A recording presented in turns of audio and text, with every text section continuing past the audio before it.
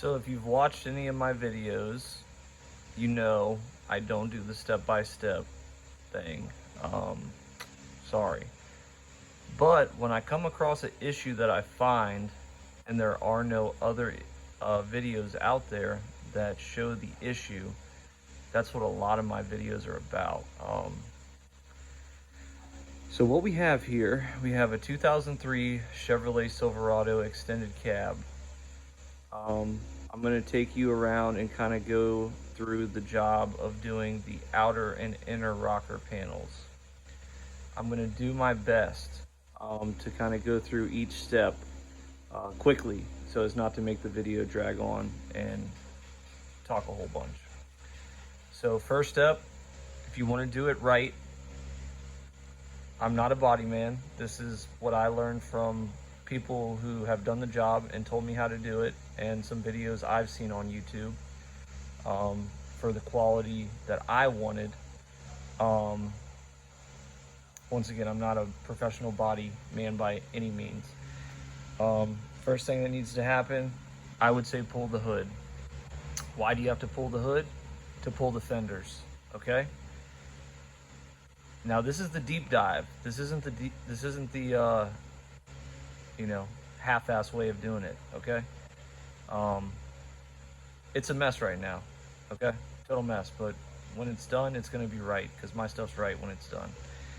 Anyway, I'm rambling. So, gotta pull the hood, gotta pull the fenders, my method, or the method I'm using. Gotta pull the doors, take the cab apart, you know, weather stripping, tons of panels, etc., etc. Cut the old rockers, the outer rockers, drill all the spot welds. I'm gonna kind of do a quick view of the inner, just for people to see. This is the side that I am about to begin working on. As you can see, still has the rust, still has the rot. Okay. Doing cab corners also.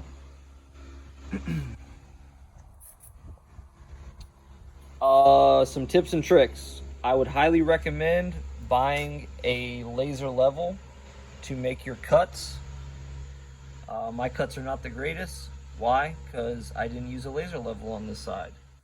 So I'd highly recommend getting a cheap laser level and a cheap stand. It will also help you when you go to cut your other rockers, if you so decide to do it that way, the new ones. So let's go over some of the issues I ran into. The biggest issue I ran into is that I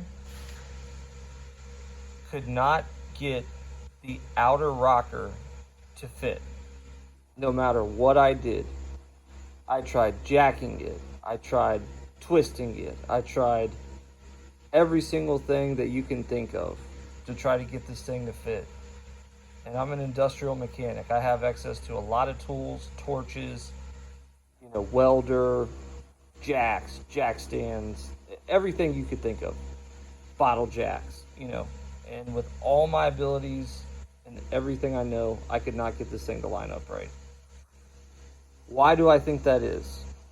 Two things. Number one, when I cut the inner rockers and the intermediate inner rocker, I did not properly brace the cab. What I have not seen anybody else do it in the videos, but some things I've seen on the forums said that you need to weld X braces across the cab. It can be cheap, you know, angle iron or whatever you can find, cut up an old bed frame, whatever, but weld it together so this cab cannot shift when you cut that inner rocker, if you do the inner rocker all the way.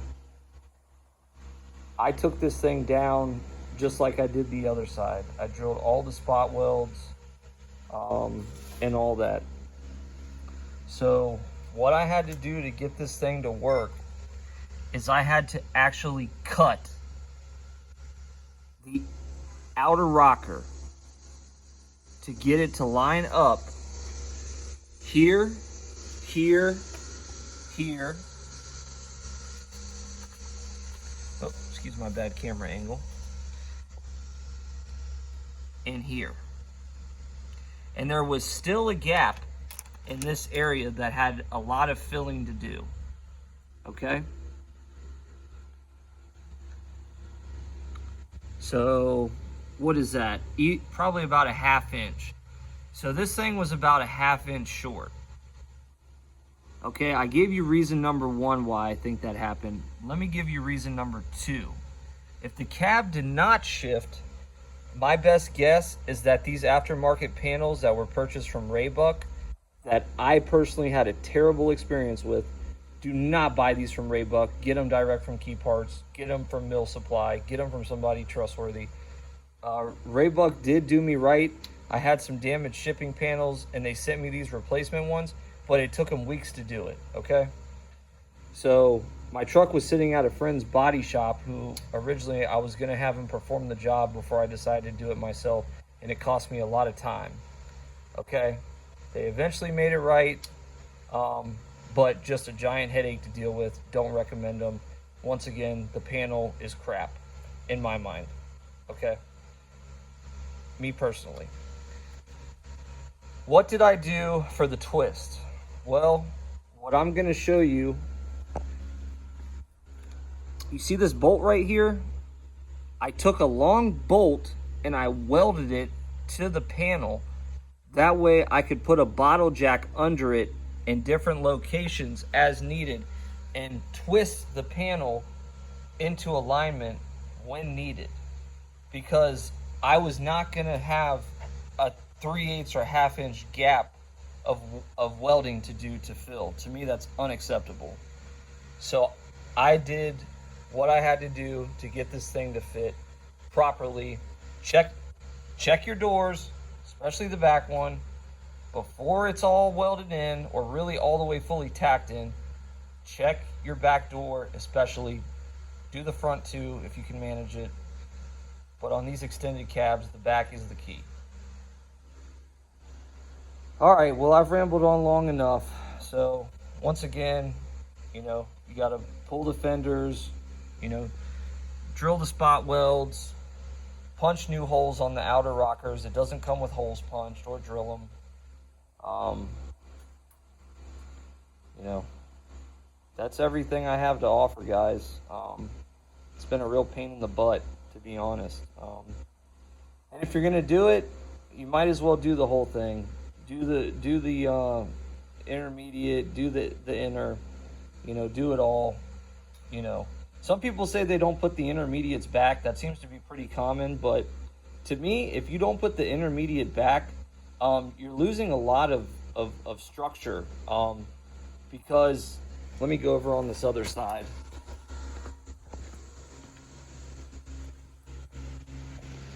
So you have this kind of fender support or floor support thing here, front and back on the extended cab, and that's where the intermediate gets welded to, guys. So if you don't put the intermediate back in, or some form of angle iron or something that'll fit, in there without interfering, you're losing a lot of structural integrity.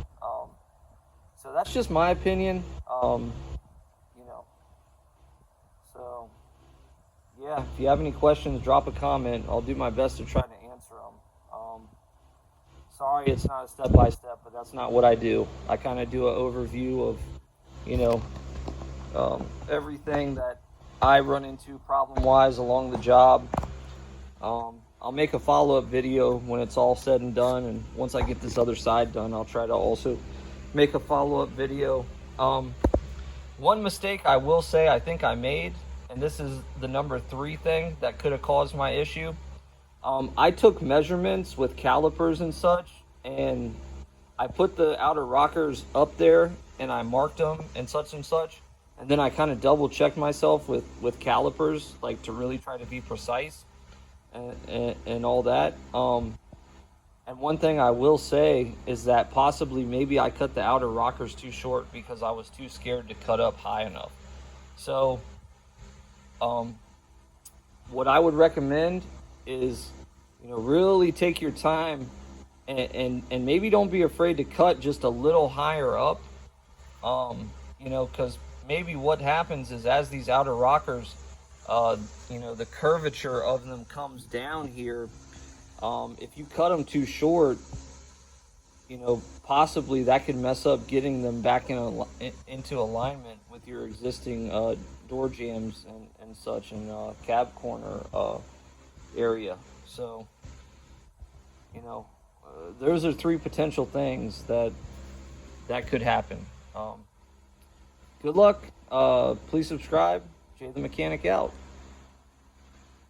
Thanks for your time.